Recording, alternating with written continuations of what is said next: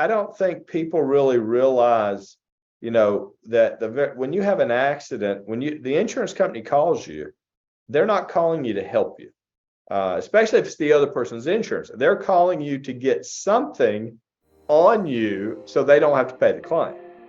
Hello, and welcome to the Attorney Post, your guide to the inside scoop when it comes to all things legal. And now, here's our host, Justin West.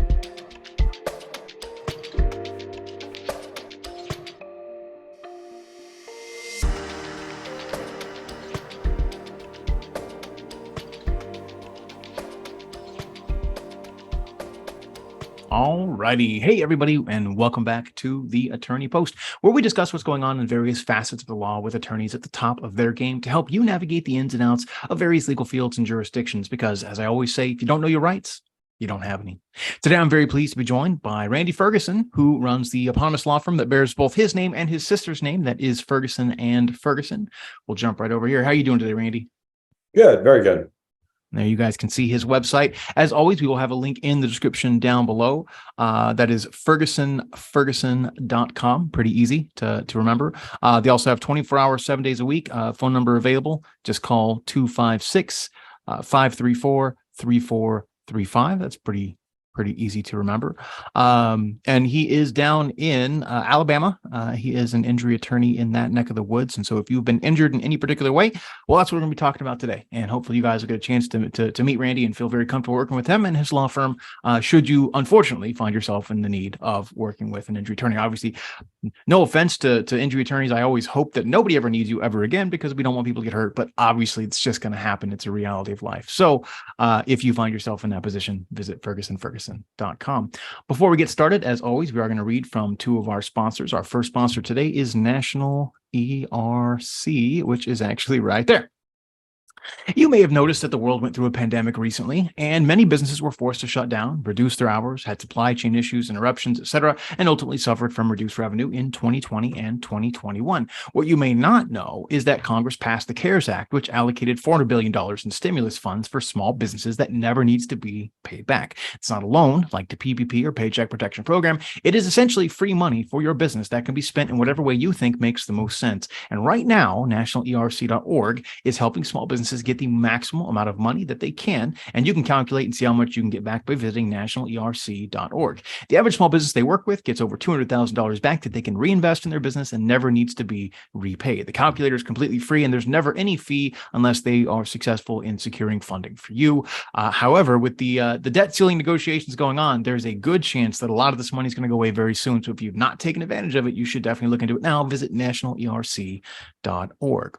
Second sponsor today is Groove Funnels. If you love spending $5,000 to $10,000 to build a new website that allows you to, sell things to your customers or your clients, and you love paying hundreds and hundreds of dollars in monthly hosting fees, well, then by all means, keep doing whatever it is you're doing. But if you are like me, you hate that stuff. That's why I personally recommend Groove Funnels, the all-in-one website funnel sales platform from internet marketing legend Mike Filsaime. Visit theattorneypost.com/groove to sign up for free and build a complete site at no cost. Really, truly, literally at no cost, no credit card needed. And it's basically a Swiss Army knife of a website that'll let you do everything from building out a sales platform, a webinar platform, a website, a blog, anything you can think of. Basically, they can do it with Groove Funnels. So visit theattorneypost.com/groove. All righty. And I am back with Randy. So Randy, how are you doing today? Good, really good. Excellent. Well, Randy is a renowned personal injury lawyer with over 30 years of experience. His tireless advocacy for victims of negligence has resulted in multi-million-dollar recoveries, earning him top ratings from Martindale-Hubbell, and AVO, amongst other places as well. Known for his client-centric approach, Randy embodies the very essence of personal service in law, making him a standout figure in the legal community of Alabama. Obviously, we could say a whole lot about what he does. It's interesting because in part he works with his sister, I believe, at Ferguson and Ferguson, who I guess is she's so I guess the first question I have is, which Ferguson are you? Are you first or second on the masthead? I'm the younger one. She's no. She was 2 years older than me, and then she got out of law school about 4 years before I did. So she's technically first. Although that's kind of debatable, I argue both ways. We're here to ask the hard hitting and insightful questions like that. So, well, obviously, what did I miss? Tell my listeners who you are really. Tell me, your hobbies, your family, all the stuff you want them to know about you. Well, we grew up. We're a military family. I was born in Texas. Lived in Montana, South Carolina. My brothers lived in Japan. Huntsville, Alabama was home. We went to high school, went to college. We were actually roommates in college. She was in law school. I was in undergrad at the University of Alabama in Tuscaloosa. She graduated. I had no clue what I wanted to do. I was in political science. And I decided I went over to law school and got to see her do some classes and stuff. And I just decided, hey, I'm going to do that. So I applied for law school and finished law school in 91. Came back here, clerked for a judge after she had already clerked for a different judge. And we started practicing together in 1993. And we've been practicing together since. Awesome. Well, that's great. Do you guys do you get along really well? Do you ever fight like brothers and sisters, or now that you're an adult, that just is kind of a non-issue? Oh no, it's an issue. That's the good thing though. With families, you can have little spats and it doesn't mean anything. Well, it's different when you're doing it with partners that you are not related to or anything like that. So we're like regular brothers and sisters. So every once in a while, and it's rare because we both have kids in college and stuff, and so we run this like if she needs to leave and go because of her son, or I'm off in Tuscaloosa where my kids are, it works out really well. That's awesome. My oldest is going to college in the fall, so I'm slowly joining that distinguished group of people with college age children. But I've still got all the way down to age 4 too, so it'll be a while before they're all out of the house. Fold out. What's that? Get the billfold out because it's going to be spending a lot. It's out all the time. Yeah. Fortunately, at least my first one, she's really smart. She got herself basically a full ride, though there's still room and board and everything else. So exactly. My daughter's the same way, full ride, valedictorian of her class. And wow. I got to pay up for an apartment. That's about it. So there you go. Yeah. Could be way worse. So, well, Randy, do me a favor and assume I know nothing about you and your firm. Give me your pitch, right? If I knew nothing about you, you and I were in an elevator and I asked you as we're going up, what do you do? What do you do? Tell me the ins and outs. Tell me who you help. Tell me what your main focuses are. Tell me what you're known for. I started basically doing personal injury from right after I clerked. We had when I was younger, I had a brother who got killed in an accident. Sorry to hear that. And we had a lawsuit back when I was 9, and I always kind of remembered that, never really understood it, knew nothing about it. When I started clerking for judges, I started to see the personal injury side of it. I used to teach biology labs when I was in college, so I knew the medical stuff. I ran all the weight rooms on campus, so I understand the physical stuff, the muscle stuff. So it was just kind of a natural thing. Wow. I started practicing. I got appointed as the magistrate in this county. I did that for about 29 years. It was a part-time thing. I basically just started doing personal injury. My sister does different things than I do, so it works out well. We do different types of practice. And I just started doing personal injury, and it's something I really enjoy. And it's one of those things with us. We're different in that 24/7, you can call me and it goes to my cell phone. Yeah. I give my cell phone number to my clients. I talk to them on weekends. I talk to them at night. Most people are shocked when they call me because they can't get an attorney to even talk to them on the phone without coming in and paying money.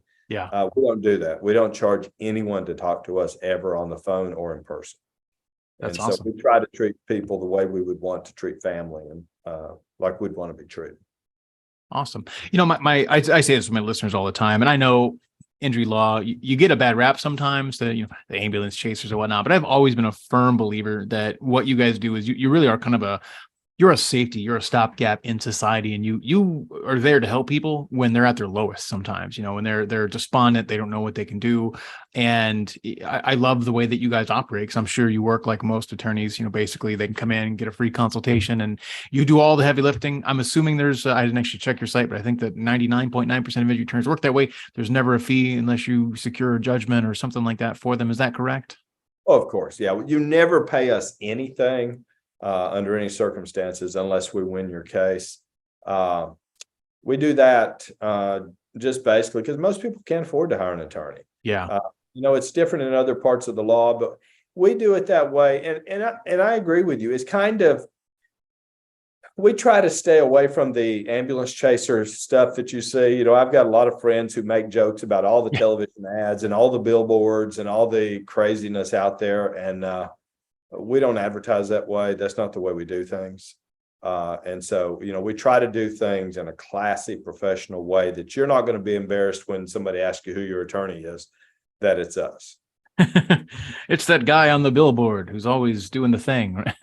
Actually, I got to talk to an attorney the other day. One of the most recent podcasts we just put out was one of the guys from Lerner and Rowe, which is a really big multi-state firm, and they're famous for their cheesy commercials. So it's just, I guess different strokes for different folks, but it does take all kinds. And you do remember those things. They're silly. I think there's one where they're driving around like Mario Kart or something, and it's really kind of funny. But again, I'm a firm believer that what you guys do as injury attorneys, qua attorneys, is a very valuable service to society.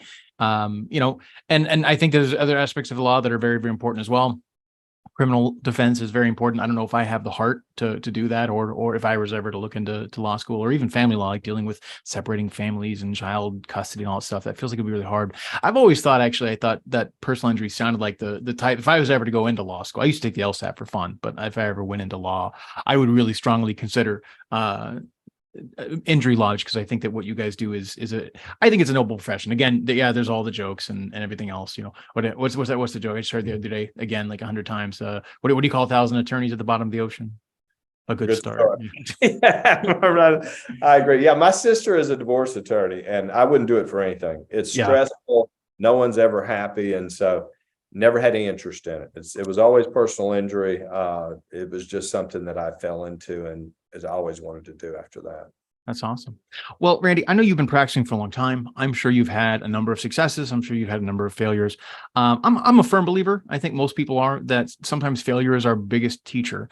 So are you willing to let my listeners know about a time in your practice of law when you had something you would consider to be a failure, but what you learned from it, and how you carry that forward to make sure you're giving the best care to your clients? Well, I think where our office is at, we're in Huntsville, Alabama, and Decatur, Alabama. We are a very conservative part of the state.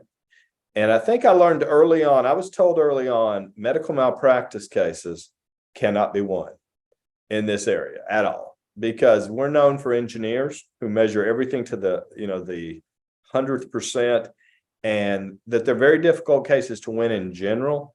But in North Alabama, don't even think about it. They're very expensive cases. They can cost easy in excess of $100,000 to do.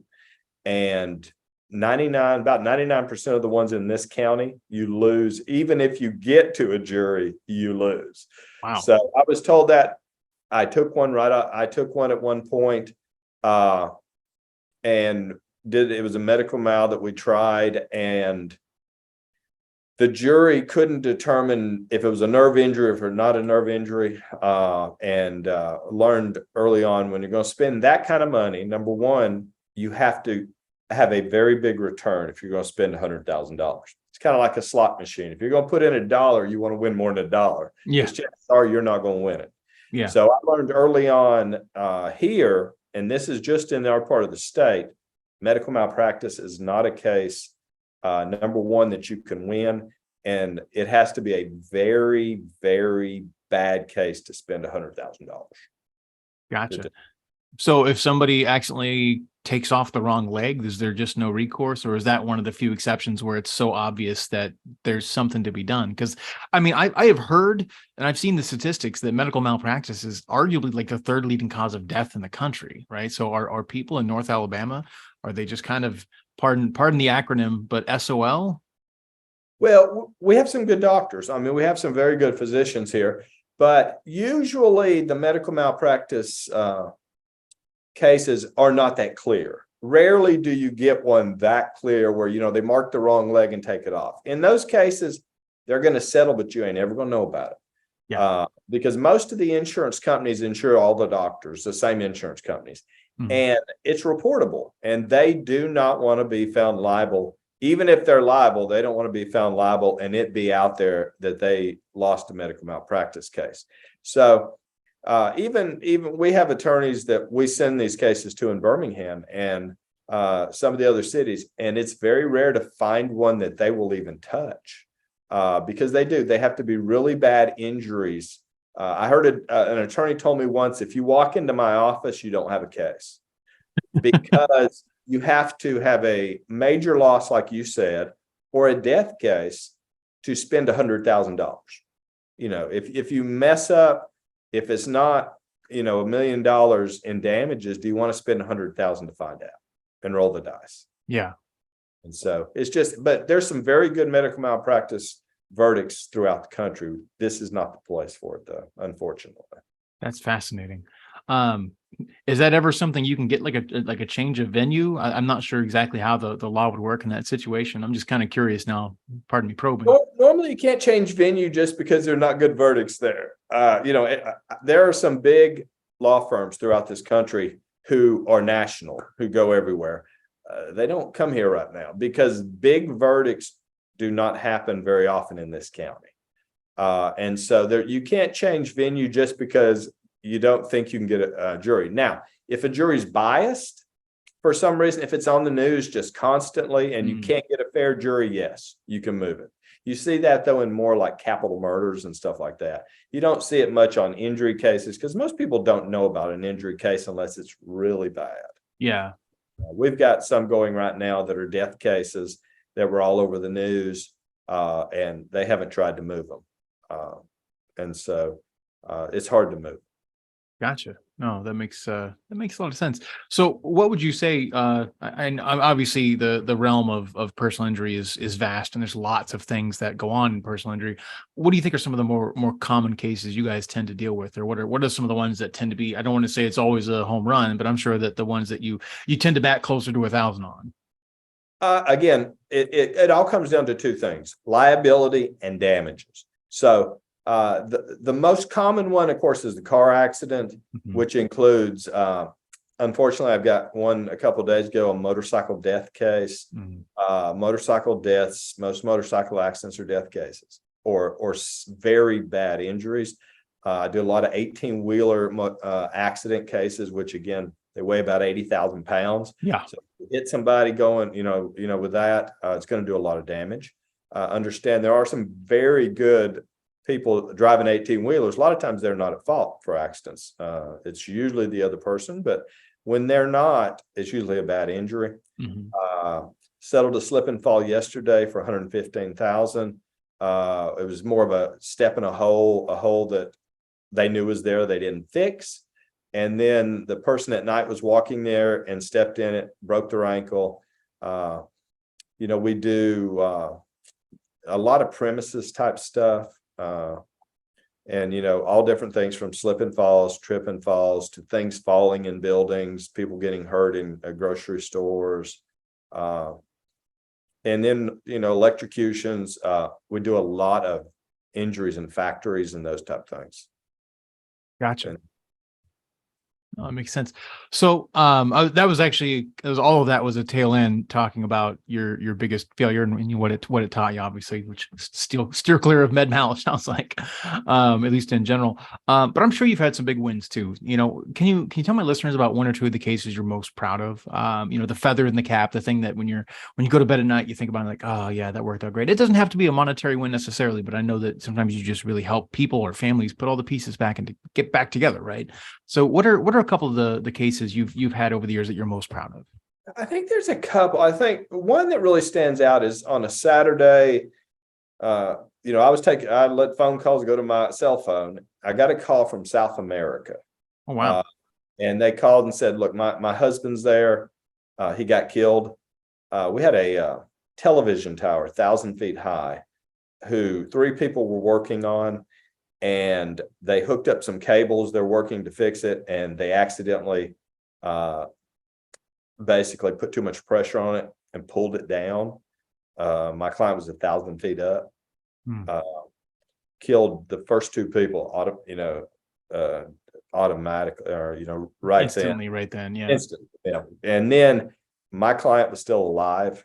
It was terrible. They took him to the hospital, and of course he was terribly injured and died, shortly thereafter.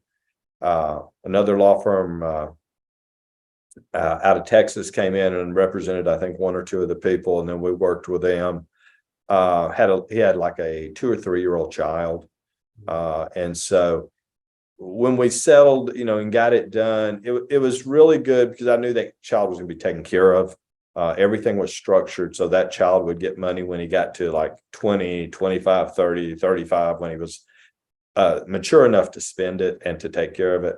That one meant a lot just because it was clear negligence. There was sufficient insurance coverages, and him and the little boy and his mom were taken care of from then on. I haven't seen him. Of course, it's been a long time. I've also got a client whose dad was driving a 18-wheeler, or a similar to an 18-wheeler, but the smaller truck. I think it has, 12 wheels. And there was an 18-wheeler parked on the road, no flashers on. My client runs head on into it, and back, he's crushed to death. They can't get him out. Again, he has a 2 or 3-year-old child. The wife lives or ex-wife, I guess is, and the mother lives in, I think, Chicago or somewhere. I've still got the little boy's picture on in my bookcase back there on one of the pictures. He was like, I guess 3 or 4 when we finished the case. And again, I know he was taken care of. He's probably in high school now, or maybe somewhere there.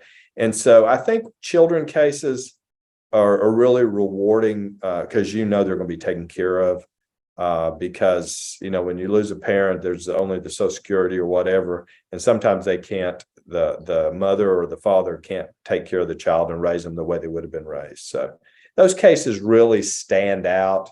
And then we've had major dog bite cases where kids are just eaten up, and those kind of cases are rewarding when they get taken care of. Although you never put them back in the place they were. Yeah. It's rewarding that at least financially, they're going to be able to go to college and do things down the road. Gotcha. Well, let me ask you this. Obviously, I think one of the hardest parts about doing what you do probably has to be you have to take a very realistic assertion of what the harms have been. I'm sure you sometimes have to deal with things, sometimes even gruesome things. Has your work in catastrophic injury, in wrongful death cases, et cetera, like has it influenced your perspective on life? Does it make you afraid to get behind the wheel sometimes? Are you more cautious around dogs, or do you find that you're able to kind of parcel out what you do and just go on with your life as normal, if that makes sense? I have a lot of clients who tell me after they have any car accident, small car accident, big car accident, they're never the same. They can't drive the same. They go slower. They're always scared they're going to get hit. I've been hit twice from behind, probably in the last 5 or 6 years. One girl on her phone watching the video, had it on the steering wheel, didn't even put her brake on, hit me from behind. Took 6 months to get my car fixed because of COVID going on and everything. Yeah.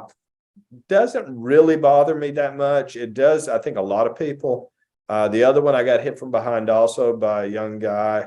But it really doesn't bother me. But most of my clients, they say they have mental issues that, they sometimes wake up and, have nightmares of it, and others just afraid to get back in the car. Even past people that are just passengers. But it really doesn't bother me. Again, I haven't been in a really bad accident, and so it might be different if I had. Gotcha. You mentioned COVID. Obviously, one of my sponsors is nationalerc.org. So we talked about at the top of the hour as well. One of the questions I often ask people, and I don't know if I've talked to someone in Alabama about this or not, I don't remember, but I've actually asked this question of a lot of attorneys over the last year and a half. And the question is basically this: how did COVID affect you and your firm? Right? I know a lot of different states took a lot of different measures. I've heard of some attorneys trying to even potentially try cases via Zoom. I've heard a lot of depositions and hearings being done via Zoom. I rebooted the podcast in part because the pandemic, because all of a sudden attorneys knew how to Zoom, and so I was like, oh, we'll just get them on the podcast. Right? It worked out really, really well. How did the pandemic and the response to the pandemic? How did that affect you? How did it affect your firm? How did it affect your day-to-day practice and your interface with your clients?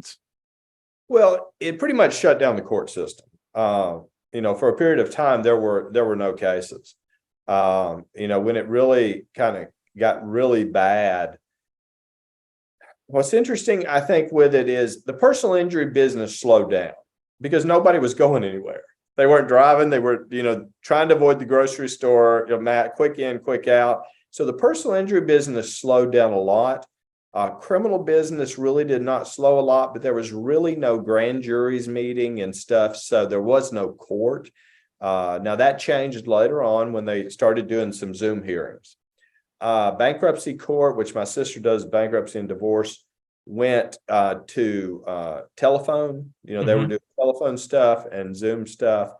And the bad part about this is the divorce rate went sky high. And I guess it's because people were staying home with their spouses more than they wanted to or more than they're used to. But the divorce, with my sister, the divorce rate was just terrible. And so we were busier during COVID than we were prior to COVID. And it never slowed down. It's only gotten busier since then because now we have more and more accidents because we're growing a lot. City of Huntsville is booming. We've got a large military base here, and we have the interstates are packed. I mean, we've got all these new government groups moving in, and so the housing, there's not enough housing. So there's more accidents. There's so many more people now. The divorce haven't slowed down. Bankruptcies are now skyrocketing because the government's quit giving away free money to everybody. So people don't have double the unemployment they had and the free checks. And the criminal stuff has basically been a constant. It hadn't slowed down any. The bigger your city gets, the more crime. And so it really didn't affect us money-wise at all. But a lot of people it did. If you did just bankruptcy, I don't know how you made it. Did just personal injury, I don't know how you made it.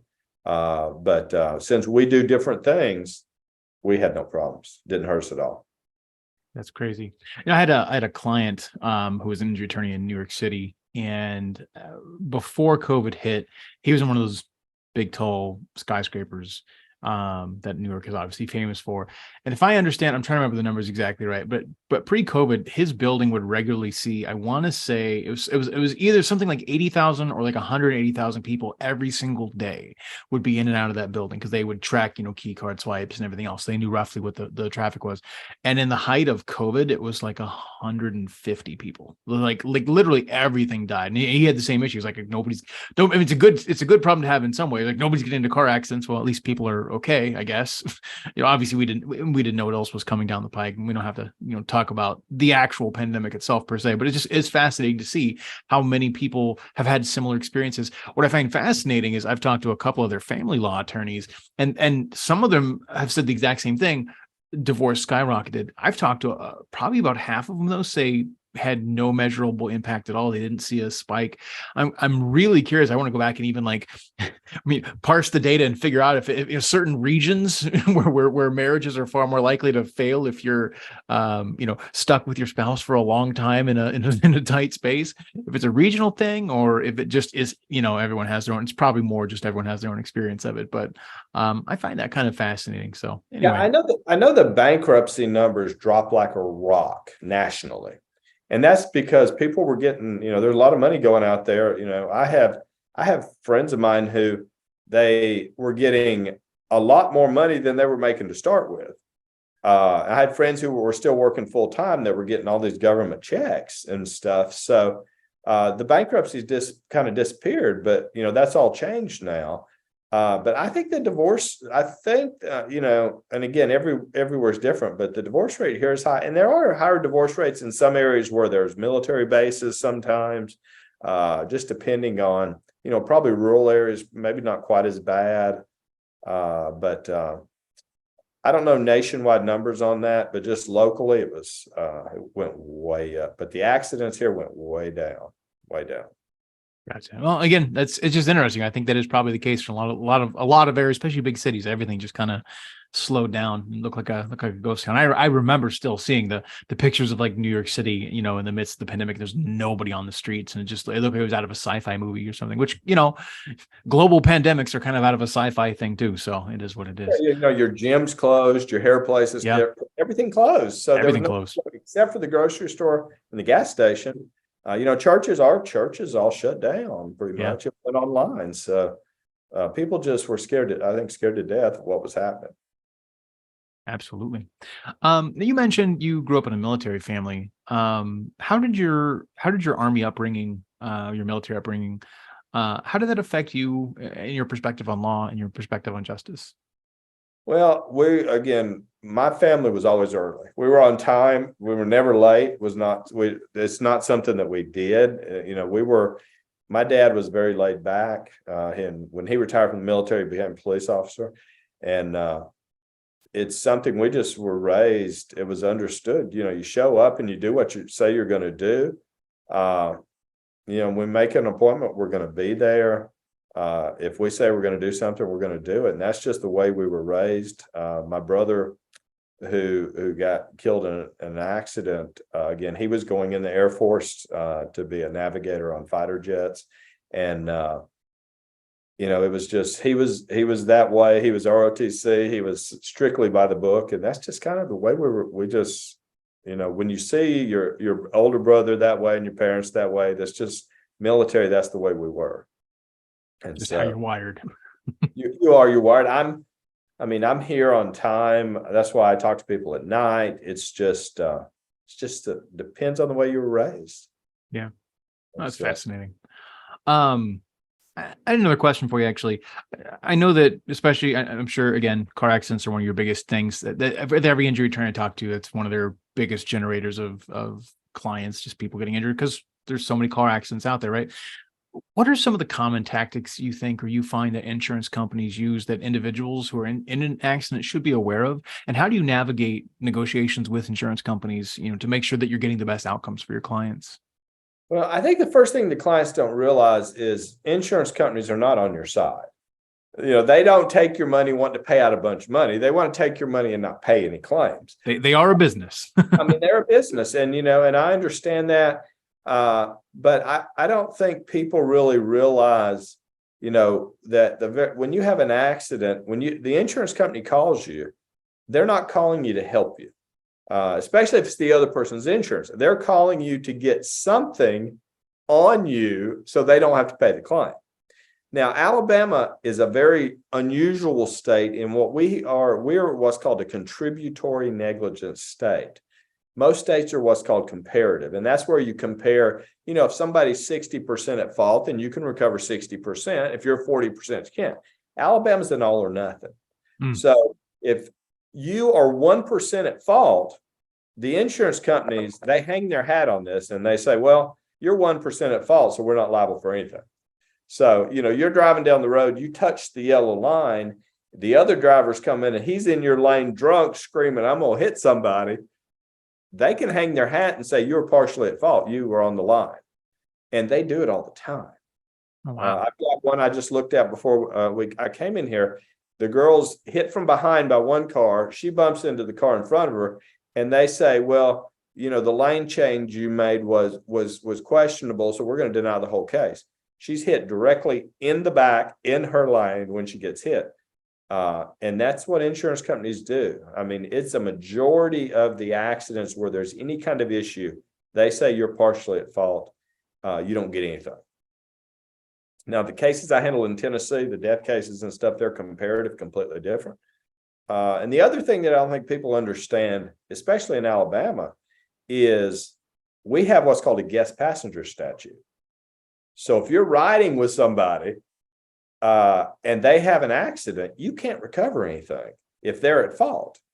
If somebody else hits you in fault, of course you can recover. But if the person you're riding with causes the accident, you're out of luck, unless they're wanted. And that is they're drunk, they're on drugs, or something like that. If they just have a simple accident and hit a tree, you're out of luck. You don't get nothing. Again, Tennessee does not have that. So you can recover just like the person that hit you was at fault. So it's completely different. The laws in Alabama, insurance companies deny a lot more cases in Alabama because of that contributory negligence law too. Gotcha. That must be tough to deal with, stuff like that. How do you deal with breaking the news to somebody that they don't have a case? Like that has to be one of the hardest parts of what you do, is just saying, I'm sorry, there's nothing we can do. Yeah, well, and we get a lot of them. Again, we were talking about, I got 2 cases last week from big law firms. Again, we're talking about that do billboard advertising, that are good law firms, and they turned them both down. And they said, look, we find that you're partially at fault.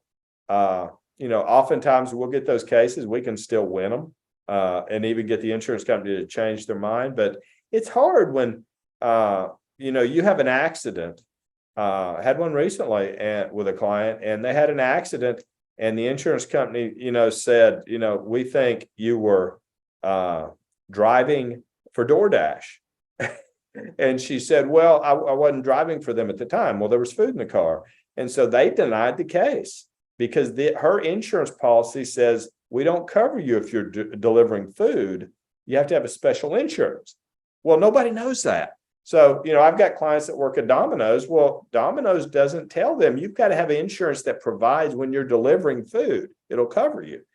And I see those cases all the time. And it's hard to tell them, look, you can't recover from your insurance to fix your car or anything because you didn't have the right insurance. And often they go over to my sister and they file bankruptcy because they don't have another option, especially if it's a bad accident. Yeah. Fortunately, that we have to deal with each other's cases sometimes because that kind of stuff happens. Gotcha. Again, I know you've been practicing for a while. Another question I kind of have, just I'm curious about, is have you noticed any changes or trends in accidents and injuries over your practice? When you first started, was it more one kind of case, and as you've gotten more established, has it shifted to other things, or have there been nuances that have really changed in the way certain cases go about? There's a lot more of the cases are caused by cell phones. People on cell phones. Put down your phones, people. Yeah, there's people who they're texting. And again, Alabama right now, some states you can't talk on your phone handheld. Yeah. Alabama still right now you can. And you'll see people driving down the road with their phone watching videos on the steering wheel. Yeah. You'll see people texting, and almost every case you see where somebody's hit from behind, that's what they're doing. And so, and that's a dangerous thing also, because if you hit somebody, and which is against the law to be texting, if you hit somebody and they are partially, let's say, close to at fault, if you're texting, they can come after you and get around, contrib stuff because you are wanting, because you're breaking a law. So you have to watch, if you're breaking a law on a case that there was a case recently where a person's in the road and they get hit. Well, they were able to show that the person was texting, and they got around contributory negligence because they were texting, even though the person in the road was clearly at fault for most of it. But they were able to completely recover. So I think that's the biggest thing. And I think the other thing is we've seen a lot of accidents where people are going the wrong way down the interstate. We've had numbers of deaths here where either people, and it's usually people that are not from here, that are like from Mexico and stuff, who may not be able to read the signs, or and they're usually just going the wrong way down the interstate, and they hit people head on. And so that we've had a lot of those locally, and a number of those people have been intoxicated. A number of those people have been older people, because the more the more you redesign your interstates and stuff, sometimes they're confusing, and they will go down the wrong exit, and they'll be going down the interstate, not even notice it, and hit you head on. So we've had a lot of head-on collision death cases, people going the wrong way. And it's everything but to alcohol, to not being able to read the signs, to being elderly. There's just a lot of different things. The population getting older, you're seeing more elderly people having accidents. See people driving 80s and 90s, their age. And sometimes they have problems either quickly responding to a car in front of them or something. So we're seeing more of elderly people also having accidents. Gotcha. So that's the different changes that I've seen around here. That makes sense. Well, Randy, I appreciate you taking time to talk with me today. I know your time is important, and I don't want to usurp your whole afternoon, your whole evening. So here in a minute, I'm going to probably ask you my famous 2 questions. Those questions are: A, if we were to go back in time and you were to meet a young Randy Ferguson, fresh out of law school, what advice would you give yourself and why? Other than, of course, buy a lot of Bitcoin. Trust me, hold it to 60K. You don't even know what it is right now, but just be on the lookout for it. And also, of course, by extension, somebody getting started in law today, maybe personal injury law or just law in general. And then number 2 is if I give you my pen. Now, this is a magical pen, and this pen can strike laws from the books. It can edit laws that are on the books or add new laws to the books. And if I let you borrow my pen to make one change, one edit, one deletion, whatever it happens to be, what would you change and why? While you're percolating on those, let's jump over really quickly, and we are going to go to your website. As a reminder, I am talking with Randy Ferguson, who is technically the second Ferguson on Ferguson and Ferguson. And maybe his sister never lets him live that down. I don't know. But you can visit him online at fergusonferguson.com. You can see all the different areas that they practice in. He focuses in Northern Alabama in particular, but Alabama in general. And if you have been injured anyway, feel free to reach out. Free consultation as always. Just visit fergusonferguson.com or call 256-534-3435. We'll have links to all that and phone numbers in the description down below, so you don't have to remember that. We're going to read really quickly from our last sponsor today, and that sponsor is Rank with News. If there was a guaranteed way to get your law firm or business featured in major national publications like Yahoo News, Forbes, Bloomberg, and others, and to see those articles rank locally, nationally, sometimes in under 8 hours for major competitive keywords that people were looking for, what else would you need to know? Rank with News is simply the most powerful way to hit page 1 of Google, usually in under 2 weeks, safely, organically, and permanently. It's essentially guaranteed SEO or search engine optimization, and it's on steroids, ranking quickly and sticking oftentimes indefinitely. Visit rankwith.news or rankwithnews.com to learn more and book a time to speak with a specialist about featuring your firm or your business in major national 8-figure traffic sites that can help launch you to page 1 in a matter of hours and help you dominate your local marketplace. Get media exposure, rank higher in Google, build credibility, and win more customers and clients with rankwithnews.com. All right, Randy. So we travel back in time and we meet a young Randy. You run into him and you're able to just pass along a couple of quick words of wisdom. What advice would you give yourself and why? Well, I think now the difference between practicing now and back then, again, back then it was phone books. That's where the advertising is. Advertising is something you need. They don't teach it in law school. You don't know anything about it in law school, or they didn't when I was there. You need to know how to advertise when you come out of law school. Now it's websites. You've got to have a website. It has to be a good website. You have to understand how to rank that website. You need to understand, it's great if you know how to also take care of your website a little bit yourself. You need to understand, the ins and outs of television advertising, billboard advertising, advertising on the internet. You need to know AVO. You need to know all those companies, the different companies and stuff that are out there, because you can waste a lot of money advertising that doesn't work. And I think that's if I was starting over now, of course, we used to do all the phone books. I would make sure I understood the internet, because that's where most clients are coming from. Yeah.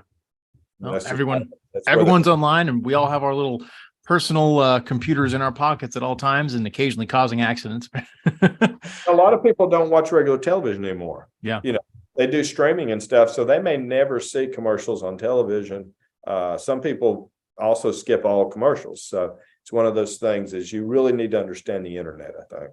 Absolutely. Yeah, I'm one of those. I'm that generation that I grew up with cable in my home, but ever since I've been on my own for 20 some odd years now, I've never owned it. I've never thought it a thing I wanted to buy. And it's interesting to see how things have shifted, over the years. So absolutely, that is a fascinating piece of advice. Okay. So question number 2, the magic pen time. Now, this magic pen comes from The Spice Merchant. This is a free shout out to a Wichita, Kansas company that sells coffee and spices, I guess. But I got this pen. It's really nice. It's got good ink and it's got little stylus tip and everything else. But I found out that magically it can alter laws, and it blew me away. So if I gave you my pen here, Randy, and I let you make one change, what change would you make and why? Well, I would change it in Alabama. The problem is we've got more than one that need to be changed, but the contributory negligence would be number one. This 1% stuff is ridiculous. Insurance companies hang their hats on it that, hey, you're 1% at fault. We're 99% maybe, but we're going to deny your case. But I also think that guest passenger statute needs to disappear. Other states don't do it. If you ride with somebody, unless you pay them money, like a taxi, or you give your money to your friend to pay for gas, if they have an accident, you get nothing. And people need to understand that when you ride with other people that are bad drivers, unless they do something that's just terrible, drunk or something, if you get hurt, you're out of luck. So those are the two I would have to change. Gotcha. That's fascinating. And based on everything you said, I was betting on which one you were going to pick. So because my gut said that was the area you were going to go for. And sure enough, you went for both. So that makes perfect sense. And you know what? I'll let you make 2 changes. That's totally fine. So we would need more, but those 2 are the ones I would get rid of. Those will get you started at the very least. Yeah, there's some more. So, sure. Well, Randy, thank you very much for taking time with me today and taking time with my listeners. I do always like to let my guests have the final word. Do you have any closing thoughts, remarks, or wisdom, or anything you'd like to leave our listeners with? Well, I think the important thing is if you're looking for somebody on personal injury, number one, you talk to more than one person. If they won't talk to you on the phone, they're not going to call you back. When you call, you're never going to get in touch with the attorney. Don't get a law firm who just emails you all the documents and sends you stuff that you never meet. I talked to a client the other day who's never met their attorney in a year and a half. If they don't talk to you on the phone and meet you in person, you're never going to be able to get in touch with them. Make sure that this is my attorney, this is who I'm going to talk to, they're going to call me back, and see if they'll give you their cell phone. Because if they won't, and most won't, but if they give you your cell phone, you're going to get in touch with them. And I think that's really important because I get so many cases where people say, hey, my attorney never calls me back. And I'm like, that's the difference between us and a lot of law firms. Gotcha. That makes perfect sense.